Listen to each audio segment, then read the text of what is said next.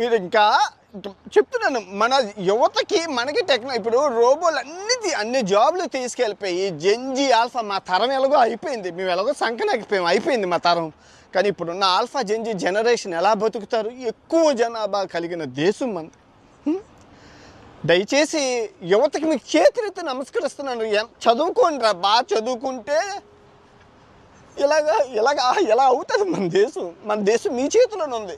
దయచేసి మతం కోసం కులం కోసం కొట్టుకొని సావకండి, మీకు చేతులెత్తి దండం పెడతాను.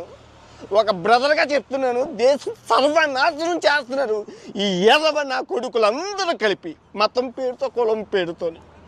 ఈ రోబోలన్నీ చూసాక, ఆ రోబో ట్యాక్సీ జాబులు పోయాయి, రోబో రెస్టారెంట్లు పోయాయి, రేపు ఆకాశంలో హెలికాప్టర్లు కూడా వెళ్తాయి. ఈ దేశంలో 100 సంవత్సరాల ముందు ఉన్నారు, మీరు ఎక్కడ ఉన్నారు?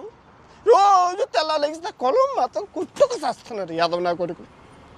దేవుడే కాపాడాల, దేవుడు అనేవాడు ఉంటే చూసి కాపాడుతాడు దేశాన్ని, లేదంటే దేశాన్ని సర్వనాశనం చేసేస్తాడు. తెల్లాలేస్తే మతం కులం